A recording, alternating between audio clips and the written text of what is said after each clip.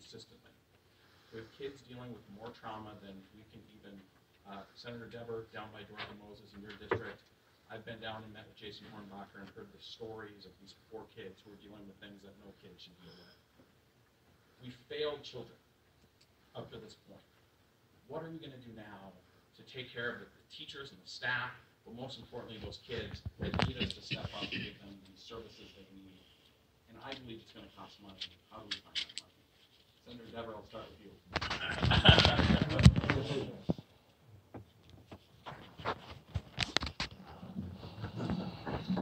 Speaking of learning, well, first let me say that Jason Hornbacher, the principal of Dorothy Moses,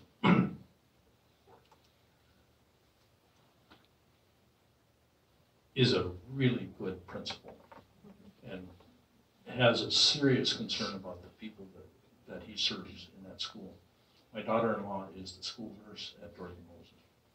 I have a granddaughter that left there last year, went to Wachter. Granddaughter that next year will be moving out of preschool into kindergarten at Dorothy Moses. We have some schools in our district that have a bigger concern than others. But a couple of years ago, we had an interim human services committee, and Dr. Hornbacher came and made a presentation. We had him speak. We had Russ Reel from Simley Middle School and the principal from Grafton High School come and speak.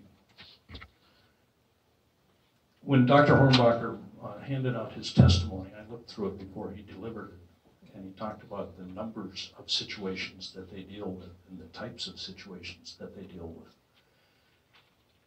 And I assumed that he was talking about the entire school district. He was talking about one school. And it's more complicated and more complex than a lot of the other schools. But it was only 1 year, and when he was done, I said, I think we need to have a statewide initiative that just says, people matter. And other members of the committee said, gee, that sounds wonderful. Go for it. Well, we couldn't do it on a statewide basis, or one person can't do it on a statewide basis, but I went to the school board and I said, I think we need a community initiative that just says people matter.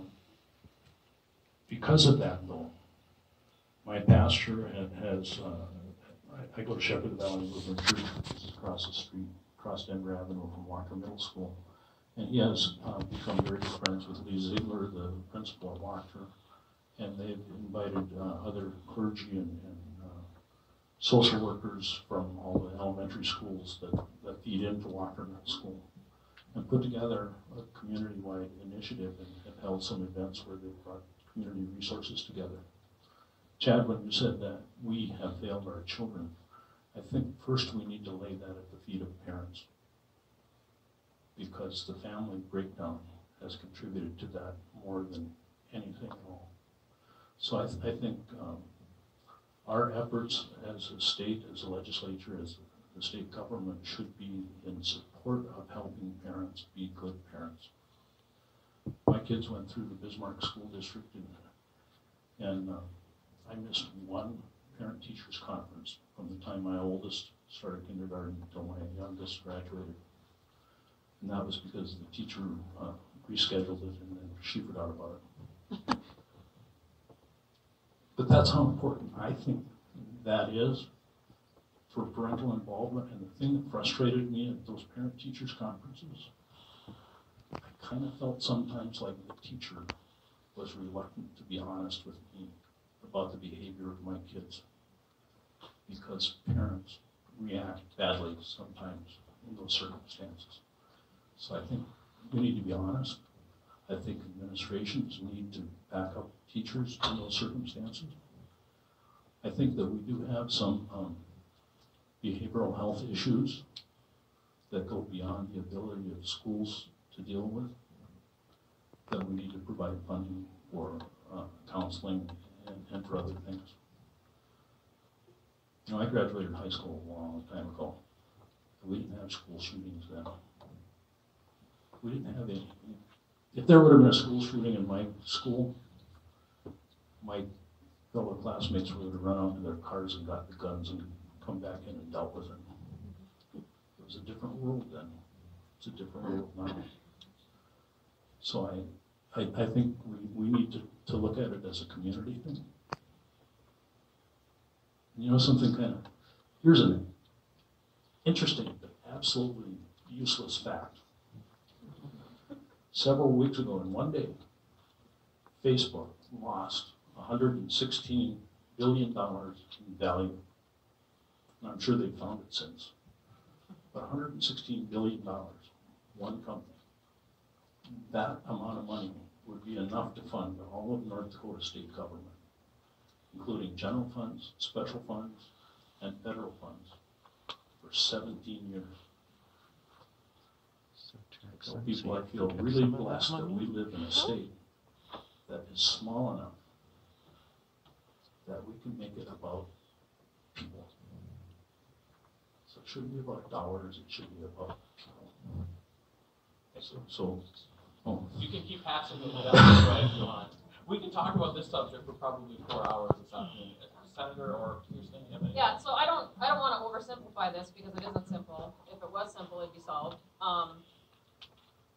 But to touch on a little bit, Senator Dever said, this is about much bigger than just some policy or some dollar amount that can fix everything. But we have to admit when those things exist. So when the government orders a study and they come up with a report called the Shelby Report that lays out what all the gaps in North Dakota are with behavioral health challenges and what all those solutions would be, one would think that we would actually take the steps to follow that recommendation. We are just like piecing away at it.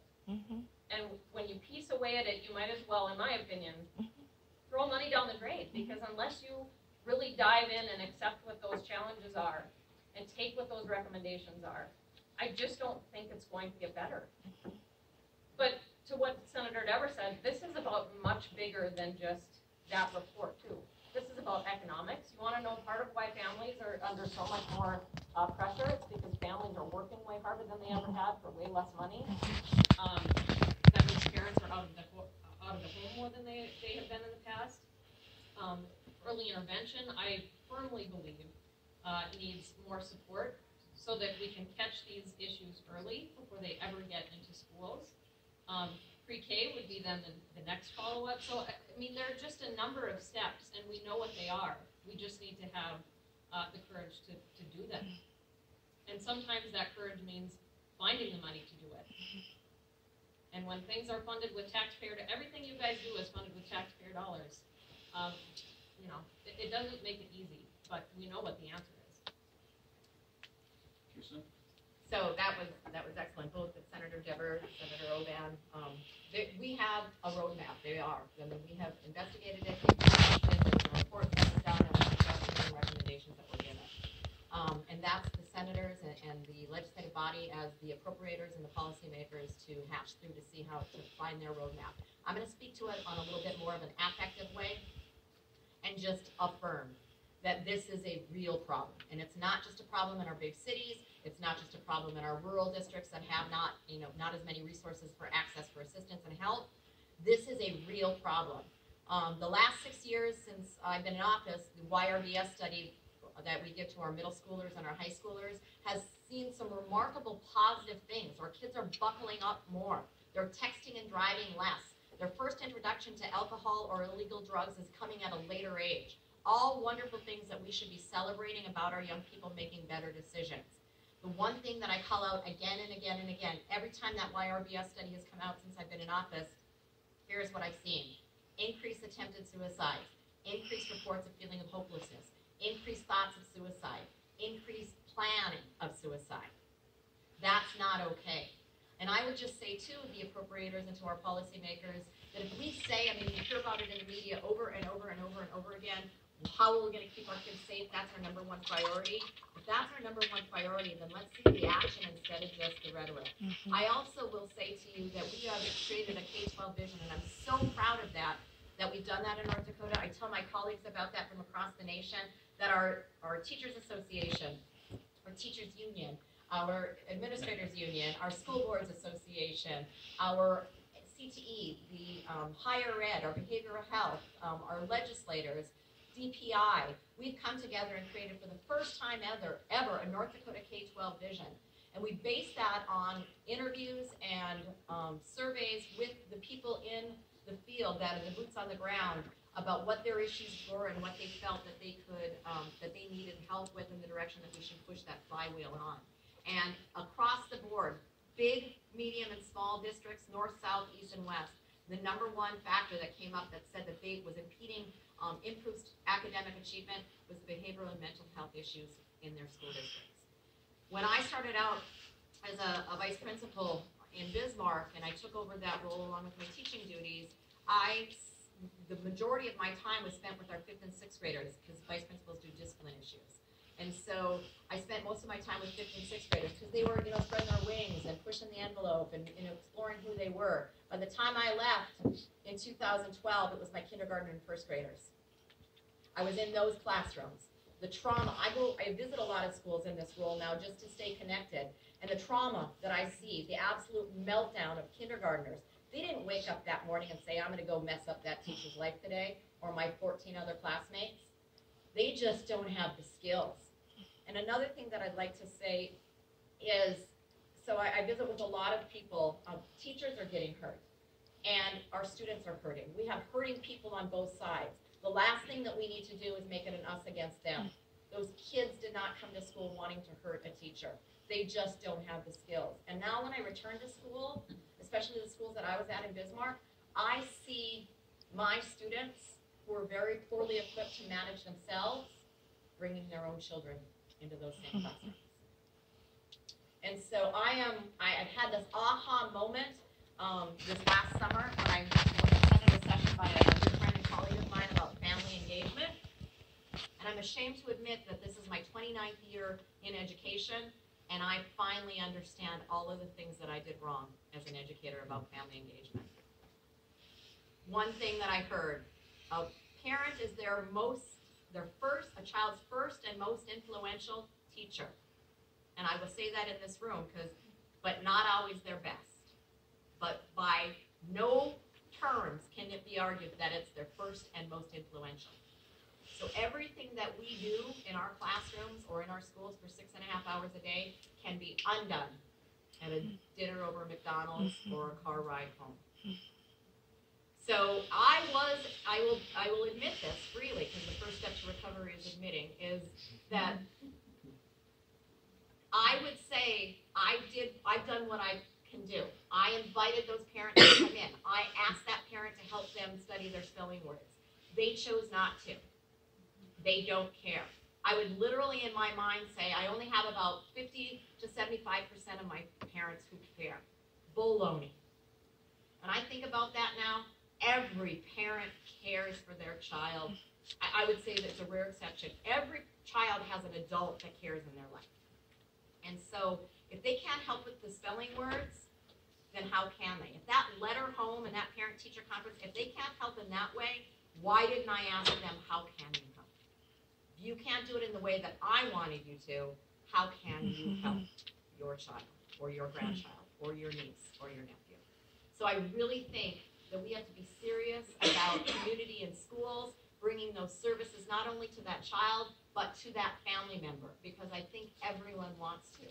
I will also say the teachers are not the villains in this. And I know that there are P&A on the other side that are wanting to really villainize the teachers. And I know that there are a lot of leaders and teachers that want to villainize those students. And I'm just asking that as a state that we don't do that. That there's going to be nothing good about saying one side is more hurt or more damaged or more in danger than the other. We've got to come together and we've got to work with our legislature to find out how do we leverage those social service dollars, how do we leverage those services so that I don't have schools saying, parents crying for help with their administrators to get the students their help that they need, and it's a 3 or 6 or 9 month wait to get them in to see a mental health professional.